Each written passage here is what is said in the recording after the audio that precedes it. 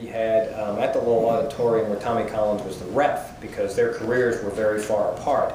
But that's what, actually, I understand why the movie has to change certain details in order to kind of get the whole story in. But you saw in that montage of fights when he was making his comeback, Ward versus Collins, Ward versus Minetti, Ward versus Hernandez. He never fought anybody by those names. So it's like, what was the point of that? Why call him a welterweight when he was a junior welterweight? What was the point of that?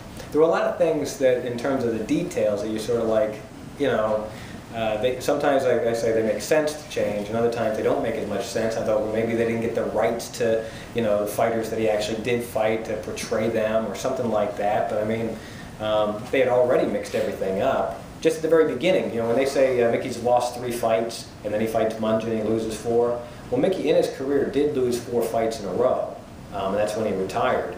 But Mungin wasn't among them. There were 4 different fights, and there were championship fights against Frankie Warren and a couple of other guys and stuff like that. So it was strange. And one thing I tell you that's in the book that I find very telling about Mickey is that when he retired from boxing the first time, he just went back to driving a paving truck for the city of Lowell.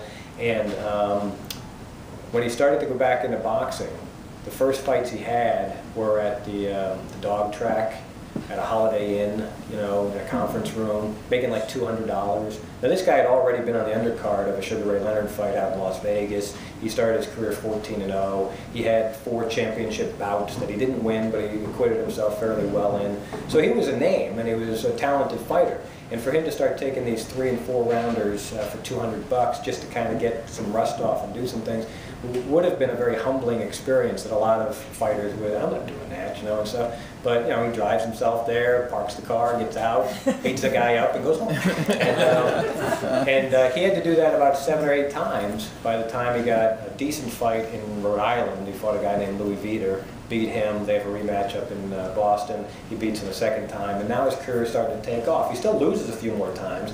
That's the beauty of Mickey, is that, what's his record? 38-13 was his record as a professional boxer, which means he was very good, but he wasn't elite. He wasn't the greatest, but he was well respected because, you know, the best asset he had was the left hand of the body.